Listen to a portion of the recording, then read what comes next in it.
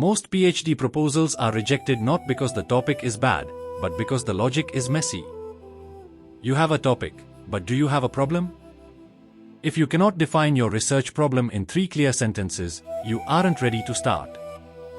If your problem statement is shaky, your entire thesis will eventually collapse. Today, we are going to learn the hierarchy of research, how to align the problem, questions, and objectives so perfectly that the DRC committee has nothing to criticize. This is the intellectual core of your entire PhD. ResearchInfoZone welcomes you to the 5th episode of the PhD Proposal Roadmap series, From Idea to Defense. In episode 5, we are diving into formulating the research problem, questions, and objectives, and today we are tackling the most critical architectural phase of a research proposal. In this episode, we are going to cover 3 essential things. First, the hierarchy of research flow.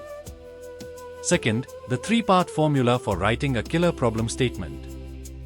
And finally, the alignment test that ensures your objectives actually answer your research questions. If you master these, you aren't just writing a proposal, you are engineering a PhD. Let's begin with the research problem. A research problem is the specific issue, gap, contradiction, or unanswered question that your study is trying to address. It is not just a general topic. For example, climate change is a topic. And how urban heat stress affects wheat yield in Ludhiana is a research problem. A good research problem should be clear, specific, researchable, significant, and manageable within your PhD timeline. If it is too broad, you will not be able to study it properly. If it is too narrow, it may not have enough academic value.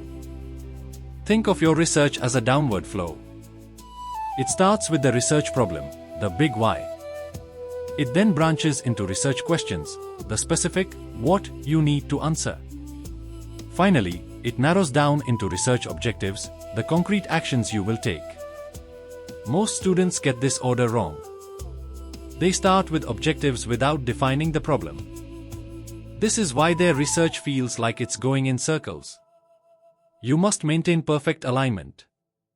Every time you write an objective, I want you to look up at your research question and ask, does this objective directly help me answer this question? If the answer is no, you have to cut it.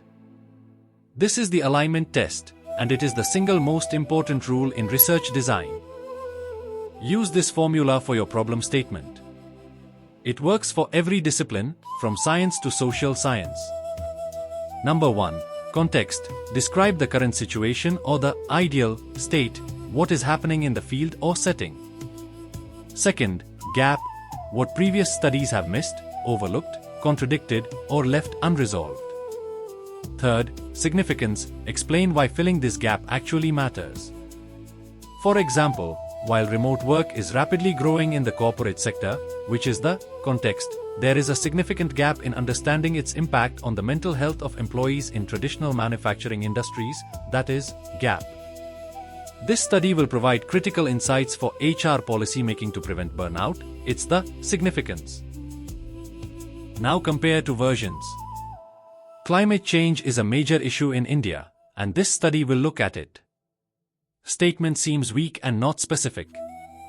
Now, despite increasing evidence on climate stress in agriculture, the relationship between urban heat island intensity and wheat productivity in Ludhiana remains understudied. This is a strong problem statement. The second version is stronger because it is specific, researchable, and gap-driven. Once the research problem is clear, the next step is to convert it into research questions. People confuse between questions and objectives constantly, but they serve to different purposes. A research question is an inquiry, it's what you want to discover. Research questions are the precise questions your study wants to answer. They are usually written in question form: what, how, why, to what extent, or what is the relationship between. A research objective is an action, it's what you are going to do to get there.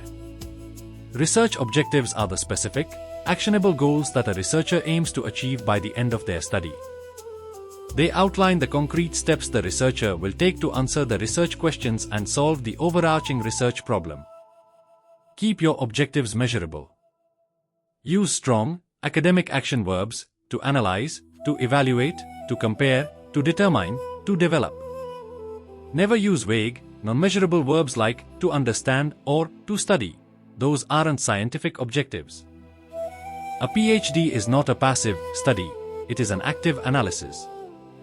Remember, keep your objective count between 3 to 5. Anything more than that is too broad for a single PhD thesis. For example, if your research question is, how does urban heat island intensity affect wheat yield in Ludhiana, your objective may be to examine the effect of urban heat island intensity on wheat yield in Ludhiana. Now, once you have your research questions and objectives, you need to take one final step depending on your study type. You need to formulate a hypothesis or a proposition. A hypothesis is a tentative, testable statement or prediction about the relationship between two or more variables. It serves as a proposed explanation for a phenomenon that can be tested through scientific investigation, data collection, and statistical analysis. In academic research, a strong hypothesis must possess specific characteristics. Testability. It must be possible to collect data that can prove the statement either true or false. Falsifiability. There must be a possibility that the evidence disproves the prediction. Clarity. It should clearly state the variables involved like independent and dependent variables and the expected direction of the relationship. New scholars often get confused here, so let's keep it simple.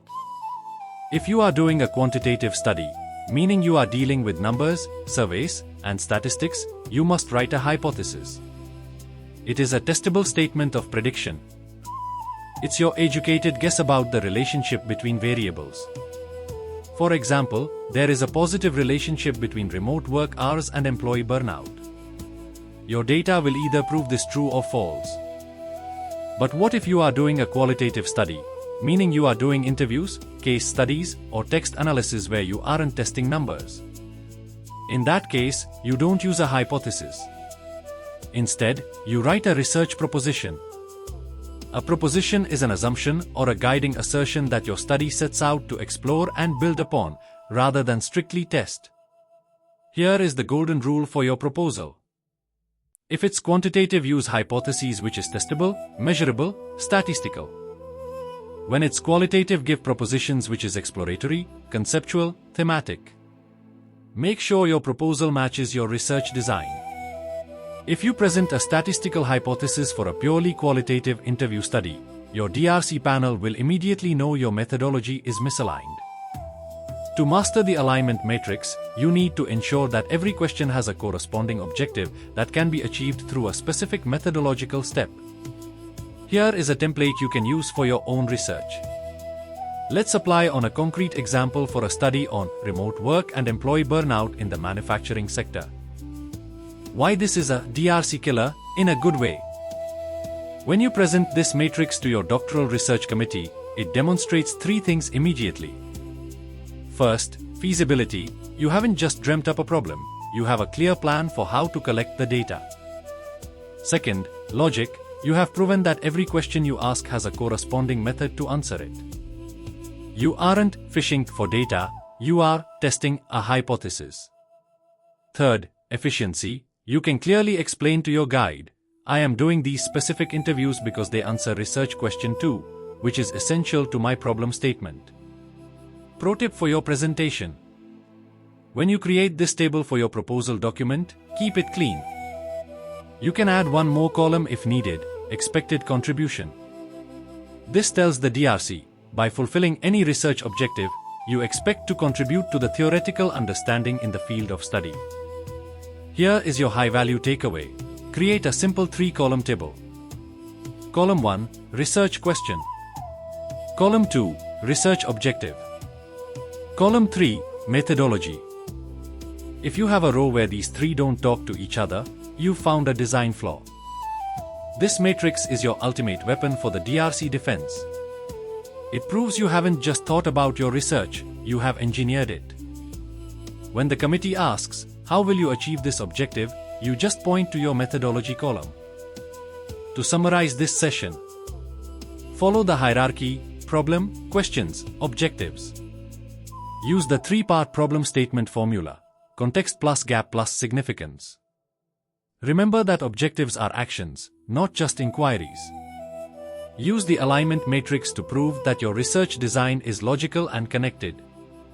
In our next episode, we are moving into Phase 2, Episode 6, Developing the Conceptual and Theoretical Framework. This is the blueprint that holds your entire research architecture together. See you in the next one.